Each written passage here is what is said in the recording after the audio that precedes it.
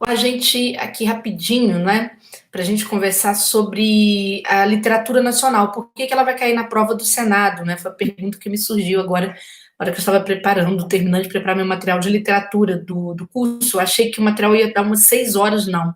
Acho que já tem umas 10 horas de aula. Assim, pelo menos vai chegar umas 10 horas, está perto disso. Mas enfim, eu vou explicar uma questão muito interessante. Alguém me fez uma pergunta e eu, inclusive, tive que mencionar isso no meu material, logo depois que essa pessoa me fez uma pergunta, né, no meu particular ontem.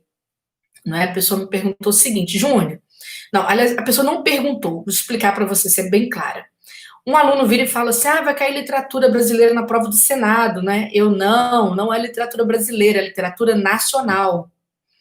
Aí o aluno, mas não é a mesma coisa? Não é a mesma coisa, e você vai entender por que este assunto está na prova do Senado. Gente, quando a gente fala em literatura brasileira, você está falando de um estudo tradicional da literatura em que você pega as eras literárias, as duas grandes eras, era colonial e era nacional, e vai estudar as estéticas. Isso é um estudo que você fez de literatura lá no ensino médio, por exemplo, tá? Ou seja, no oitavo, nono ano, ensino médio. Se você chegou a cursar o nono ano, lógico, tá bom?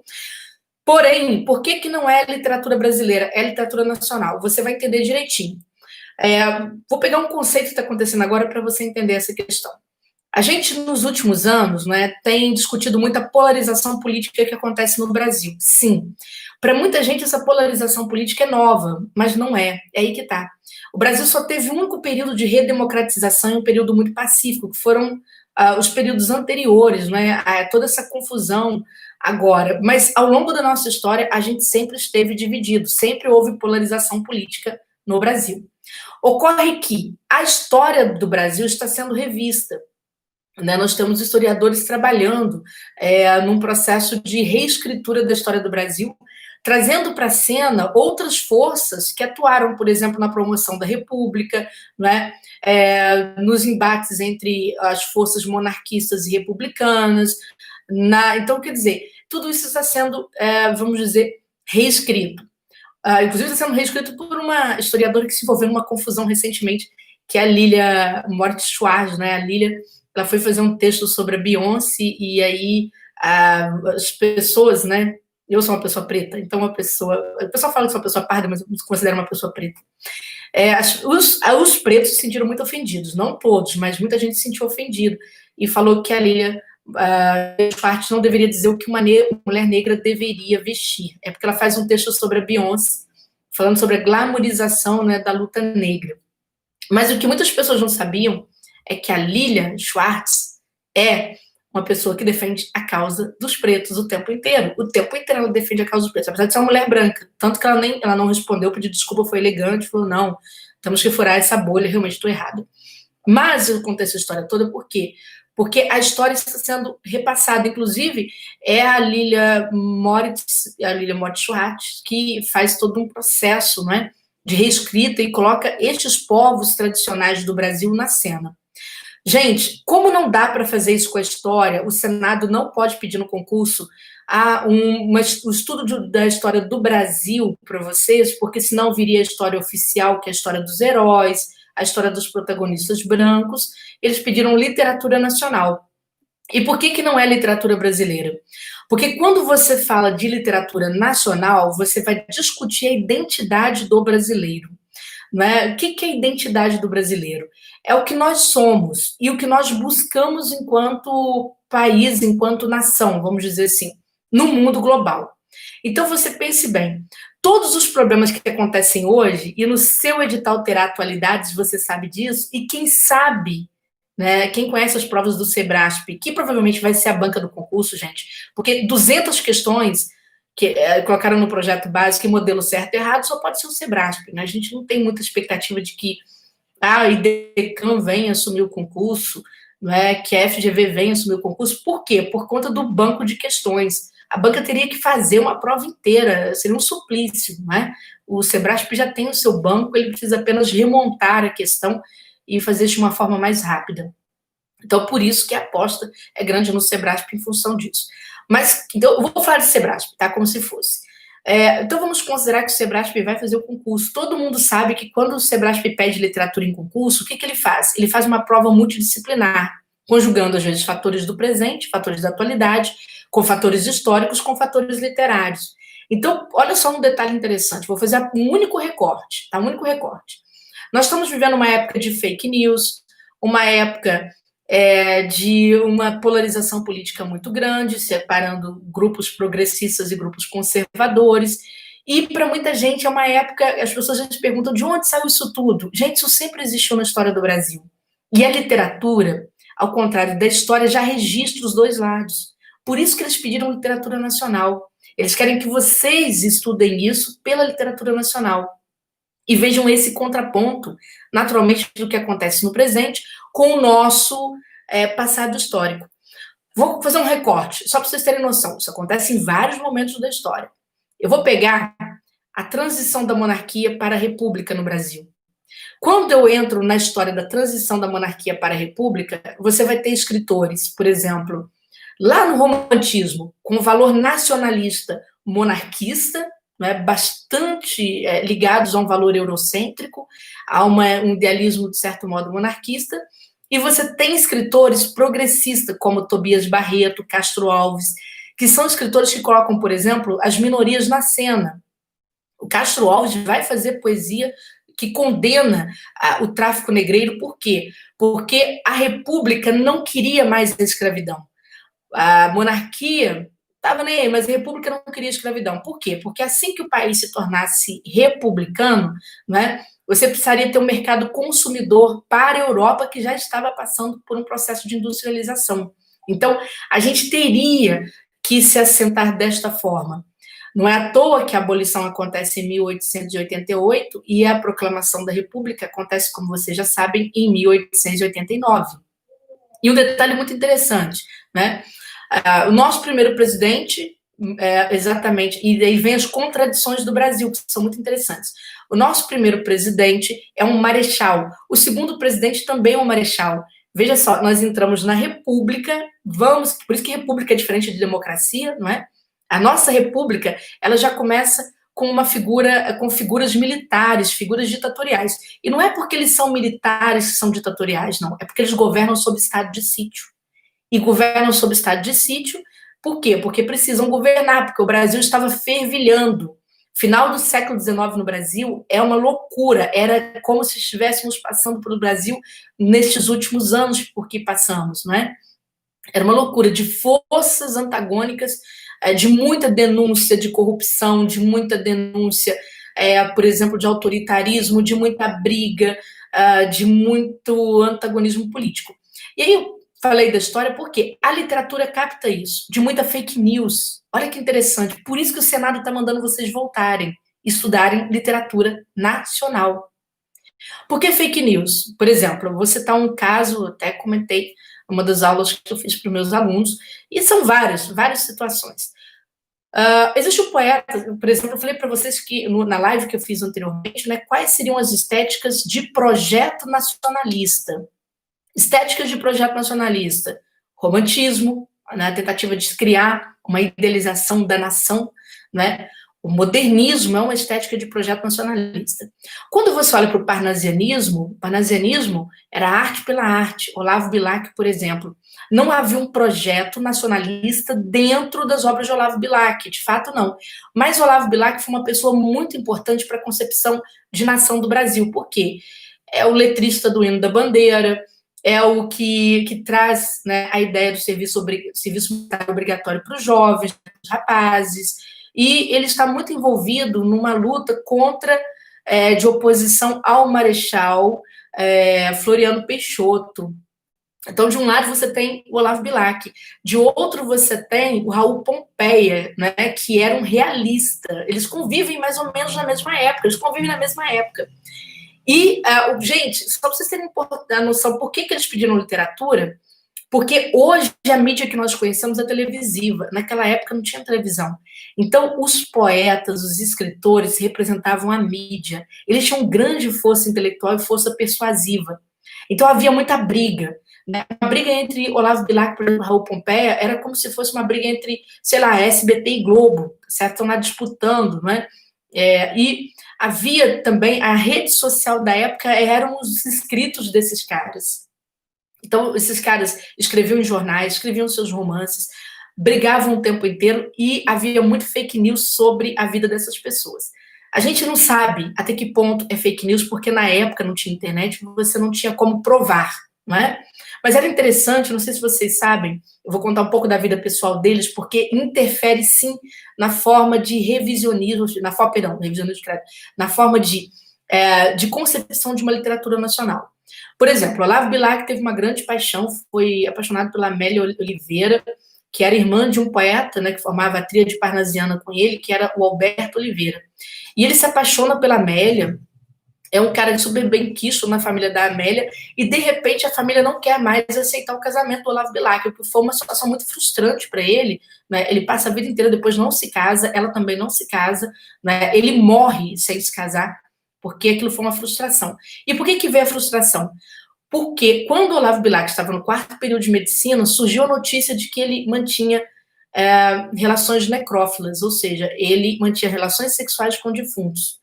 Então surgiu essa notícia. Essa notícia caiu como uma bomba para uma família, né, de classe média alta, uma família burguesa, né, queria aceitar esse moço se casando com a sua filha, com a sua jovem filha. Então, isso foi um problemão, ele já estava noivo, ele não consegue concretizar. Mas por quê? Olavo Bilac era opositor, né, da política do Marechal Floriano Peixoto. Do outro lado, você tem também outra tragédia, né? O Raul Pompeia era um entusiasta do Floriano Peixoto. Então, olha onde vão parar as brigas, né? O Raul Pompeia escreveu um romance realista chamado Ateneu, que tinha uma personagem, Sérgio, escrita em primeira pessoa. O Ateneu era um grande colégio, um internato, em que os meninos eram colocados nesse colégio, né? E, naturalmente, ali aconteciam cenas de pedofilia, né? Havia as primeiras iniciações homoeróticas e tal. Isso está no livro. O realismo escreve sobre essas coisas, porque vai escrever sobre condição humana. Isso foi um romance. Porém, que começou a surgir boatos de que aquela personagem, Sérgio, na verdade, fosse o próprio Raul Pompeia. Qual que era o problema da homossexualidade, então? Era que no final do século XIX isso era um vexame.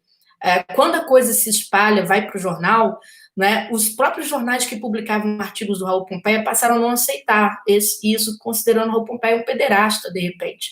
Né? E ele fica muito frustrado, não consegue exercer a profissão, se sente humilhado pela exposição pública de sua imagem, não consegue desmentir, não consegue fazer nada, e ele comete suicídio, né, que não consegue mais trabalhar. Então, para vocês terem noção, este cenário lembra muito o cenário que nós vivemos hoje, né? É claro que nós não sabemos se essas notícias que foram espalhadas, se são fake news, se são verdadeiras ou não, tá? Mas são notícias muito interessantes, elas interferem na política social, mostram antagonismo de classes, mostram antagonismo midiático em torno, né, dos escritores, e várias coisas vão sucedendo. A gente tem, por exemplo, episódios, né, de literatura nacional, do conceito de identidade de literatura, por exemplo, com uma obra que eu tenho certeza que deve aparecer na prova, alguma obra do Lima Barreto. Por quê? Indo um pouquinho mais adiante, saindo do final do século XIX, entrando no início do século XX, precisamente 1902, o que você tem? Duas grandes obras importantíssimas. Os Sertões, do Euclides da Cunha, que vai tratar da Guerra de Canudos, que acontece na época ainda do Marechal Floriano, a época do Prudente de Moraes, né? A guerra acontece durante o governo Prudente de Moraes, ou seja, no final do século XIX, mas a obra é lançada em 1902. Então, o Euclides da Cunha mostra um Brasil, uma nacionalidade mesmo, um problema, uma guerra que, na verdade, tem repercussão, ampla repercussão nacional, coloca o governo em xeque, né, mostrando a situação dos escravos pós-libertação, que formaram aquela massa de pobres no sertão brasileiro, né, pessoas que não tinham mais o que fazer da vida, estavam morrendo de fome e resolvem seguir Antônio Conselheiro, que é tipo um líder espiritual, E essas pessoas são massacradas. Os latifundiários denunciam porque perdem a sua mão de obra barata, né, ou gratuita, e o governo, viu meu português? Gratuito. De uma vez só, não é gratuito, tá, gente? De jeito nenhum, gratuito. Então, olha só, o governo simplesmente faz o quê? Ele manda várias campanhas do exército para tentar derrotar aquele arraial de Canudos, tá? Enfim, isso tem a ver com a obra de Euclides da Cunha. E uma obra importantíssima, literatura literatura do negro, né, do homem preto, Lima Barreto, escreve 2 grandes romances que têm a ver exatamente com a Covid-19 no Brasil, né? O Lima Barreto escreve Memórias do Escrivão Isaías Caminha, e ele vai tratar neste livro da revolta da vacina, tá certo? Ele vai pegar a época do governo Rodrigues Alves, primeiro ano do governo Rodrigues Alves. O Rodrigues Alves teve, na verdade, 2 idas ao poder, né? Numa ele morre em 1918, ele vai morrer de gripe espanhola, mas ele pega um período da história do Brasil que é o surto de varíola no Rio de Janeiro, o surto de varíola no Brasil. O Rio era a capital, né, tinha ali 500 mil de pessoas, e você tem um surto de varíola. Então, o que ele faz? Ele resolve fazer uma reurbanização do Rio de Janeiro, como aconteceu a reurbanização, os modos da reurbanização de Paris, né, que aconteceu lá no século XVIII pelo Haussmann. E o que ele faz? Ele junta Pereira Passos, que é prefeito do Rio, né? Um ponto muito interessante que você tem a destruição dos primeiros cortiços do Rio de Janeiro, sim, porque a população negra liberta, né, em 1888, ela andava pelas ruas do Rio, ela não tinha para onde ir. Então era uma população andarilha, população que catava, procurava comida no lixo, né? Que vivia nos grandes cortiços ali, junto com outras populações também pobres e tal. E ele olha aquele surto de varíola, ele tem que dar um jeito. Então, o que ele faz? A chamada grande reforma sanitária, né? Saneamento básico. Ele começa um projeto de saneamento básico muito importante para o Rio de Janeiro, né? A cidade passa por uma reurbanização como se fosse uma limpeza. Ele chama exatamente o Oswaldo Cruz, né, que é um sanitarista, para poder vacinar a população em massa. Então, existe a revolta da vacina, porque esta vacinação, ela se dá, gente, de uma forma extremamente autoritária. Tudo isso está na literatura. Essa que é a questão. Tudo está na literatura. Se a gente olhar para os dias de hoje, nós temos o caso da Covid, né, que é o mesmo processo da varíola quando aqui chegou, né, quando se descobriu a vacina. É claro que hoje as pessoas, nós tivemos há pouco tempo, as pessoas questionando as vacinas, a eficácia das vacinas, né? As pessoas, por exemplo, deixando de vacinar seus filhos, fazendo o chamado movimento anti-vacinas, como aconteceu no início do século XX no Brasil. Só que naquela época, né, a vacinação era obrigatória, as pessoas estavam morrendo no Rio de varíola, que era uma doença horrível, né, e a vacinação era obrigatória. E o governo agia com muita truculência, né, para conseguir vacinar as pessoas. Por quê, gente? Imagina uma mulher do início do século XX, por exemplo, que ela andava vestida até o pescoço, né? Eu até brinco, falo que mal aparecia o tornozelo, e ela tendo que liberar o braço, não era nem o traseiro, nem a bunda, era o braço mesmo, para tomar uma vacina.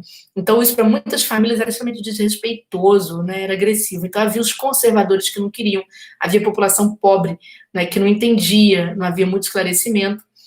E você tem os primeiros processos de higienização social, não é? Exatamente a destruição dos cortiços gera a favelização do Rio de Janeiro. Então você tem as primeiras favelas mais famosas do Rio surgindo exatamente nessa época. Então, gente, a gente tem também, para finalizar aqui a minha live, ainda do Lima Barreto, uma obra muito importante, que é, oh meu Deus, Triste Fim de Policarpo Quaresma. É uma obra que fala de um patriotismo ufanista, né? O Policarpo era daquelas pessoas tão patriotas, que ele queria muito, muito, muito ser percebido pelo Marechal Floriano Peixoto. Agora veja que Lima Barreto vai ao passado, né? Ele vai ao início da República de Floriano Peixoto, ou seja, o segundo ano de presidência no Brasil, né? Ele está lá em 1884, tá certo? De 1884 a 1888, isso. Exatamente este período. E o Policarpo Quaresma era um cara muito patriota, era ufanista. Ufanista é o quê? Aquele patriota cego. Ele quer a nação, ele quer o bem da nação, ele não consegue. Tudo para ele é o Brasil grandioso, é o Brasil da República, e ele tem algumas ideias até interessantes, mas ele acaba até sendo colocado num hospício, na primeira parte do romance ainda, né, em que ele é colocado no hospício. Por quê? Porque ele já estava ligado ao alto escalão do governo, então ele cria um projeto de lei, né, que ele quer ver aprovado, que é a transformação do Tupi-Guarani em língua oficial do Brasil, né? E as pessoas acham aquilo ridículo, então ele é colocado no hospício, depois ele sai de lá, ainda continua entusiasta, ele ainda acredita no governo ainda, né? Até o último capítulo, tudo dele dá errado, tanto que é uma personagem quixotesca, né? Ela não pensa, ela não consegue raciocinar, ela é levada pela emoção, certo? Do momento republicano pela qual o Brasil passava. E quando chega ao final, que ele de fato encontra o Marechal Floriano Peixoto, ele vai ao encontro, o Marechal resolve recebê-lo, né? É um dos seus apoiadores, então ele resolve recebê-lo. Quando ele recebe, o Marechal é aquelas pessoas assim, educadas, ok, você veio até aqui, que bom, muito obrigado. Ah, mas eu tenho esse projeto agrícola que eu queria mostrar para o senhor para desenvolver a agricultura. E aí o Marechal olha, tipo, não dá confiança, né? E, na verdade, para ele não se sentir tão mal, coloca o Policarpo Quaresma para atuar numa batalha, né, entre o exército e a marinha, porque a marinha se revoltou na época, né? Ela se rebela contra o governo, então há uma batalha ali entre o exército e a marinha, e acaba que o Policarpo Quaresma acaba preso, né? É tido como um traidor da pátria, sendo que ele não era um traidor da pátria na concepção dele. Ele fica muito frustrado porque ele é condenado ao fuzilamento, né? E aí o livro termina falando sobre o excesso de idealização que ele criou sobre a pátria, o fato de ele ter mitificado a figura, né, do Marechal Floriano Peixoto, e que, na verdade, você está vendo um Brasil com muito mais confusão do que a pessoa, às vezes, simplifica, achando que, eu vou apostar em tal pessoa, tal governo, vou me entusiasmar por essa ideia. Não, isso tudo dá muito errado, tudo dá muito errado. E ele se frustra, porque ele lutou tanto, tanto, tanto, e ao final ele viu que não houve reconhecimento dele em razão desse patriotismo. Gente, qualquer semelhança, né, com os dias de hoje, com tudo que está acontecendo, não é novidade. Então, só pegando esses planos para vocês entenderem, né, um pouquinho, porque eles não escreveram literatura brasileira, escreveram literatura nacional, que é para você observar a luta, né, pela identidade nacional no Brasil, a luta, né, política pela construção do nacionalismo, as questões, né, os povos excluídos desse processo. Então, é isso que eles vão cobrar de vocês na literatura, que vai cair nesta prova. E, naturalmente, devem fazer uma prova intertextual, que vai, transdisciplinar, né, que vai pegar algumas questões da atualidade, pegar uma interpretação de texto, né, para ver se você consegue localizar aquelas informações ali conforme o que você estudou em literatura, tá? Vamos ver se temos algumas questões. A Monique me pergunta, numa discursiva que tivesse a ver com estes assuntos, como fake news, vacina, poderia apontar essas passagens na redação como conexão histórica? Monique, pode sim, mas eu vou explicar. O Sebrasp, na sua redação, é muito senso comum mesmo, tá? Então, cuidado para você não aprofundar muito como você fez na FCC e naturalmente passou no concurso, né? Que se você aprofundar muito, a FCC adoraria, tá? O CESP você tem que trabalhar um pouquinho ali naquela zona do senso comum, que a gente vai ver direitinho como que a gente pode aceitar isso. Você está no curso, de repente, faça esse exercício, né? Me dê um toque depois em qual redação você fez isso para eu observar a sua redação, tá? Gente, alguma dúvida? Não, não, não? Olha só, hoje minha live vai ser mais curtinha, consegui fazer em menos de 30 minutos, milagre. Mas eu quis fazer esses apontamentos explicando para vocês este conceito. Por que é literatura nacional e não literatura brasileira? Todos os recortes, todas as análises de textos, né, dados em aula vão ter que pegar este gancho. Exatamente o gancho de compreender essa questão da identidade nacional e da luta em torno disso, da visão, por exemplo, de uma tentativa de construção de identidade que é feita pelo romantismo, da visão dos modernistas em relação à literatura nacional, de textos que aparentemente dentro de algumas escolas não tem nada a ver com o projeto nacional, mas tem a ver, ter alguns textos ou comportamento de seus autores, então você precisa conhecer isso amplamente para que você possa entender este processo todo, tá? Quem gosta de perguntar por curso, a gente já separou o curso de literatura do curso de discursivas, para quem quer fazer aquisição ou no turma de redação ou no primeira turma, você pode ir lá fazer aquisição. Tá marcando 6 horas, mas pelas aulas que eu já gravei, que vão subir ao site, tem lá quase umas 10 horas. Sinceramente falando, eu não entrei nos exercícios, porque eu achei que fosse ser uma coisa mais rápida, e não é. Tem que ser uma coisa bem detalhada mesmo. Quem vai fazer o curso de discursivas, pega isso tudo como bônus dentro do curso de discursivas, tá bom? Aí tem lá o português como bônus, tem a literatura como bônus, gosto de avisar, porque senão o aluno compra um separado, e fala, poxa, mas tinha o mesmo curso. Não, é porque a gente, na discursiva, tenta empurrar o cara para correção de qualquer maneira, para que ele possa chegar lá, tá? Gente, e nada de jogar a toalha, porque estão adiando os concursos, não caia nessa besteira. O ano está passando muito rápido. Quando você se assustar, já é ano que vem. E já tem vacina chegando por aí, né? A gente não sabe se ainda é eficaz, mas a Rússia já falou da vacina hoje, né? A China já vai fazer suas testagens em massa daqui a pouco, e daqui a pouco as provas voltam, tá? E aí vocês podem se assustar, de repente, com a chegada desses, né, dos eventos de uma forma muito rápida, tá bom? Beijão grande para vocês, até a próxima. Vamos lá, tem que dar mais aula. Beijo.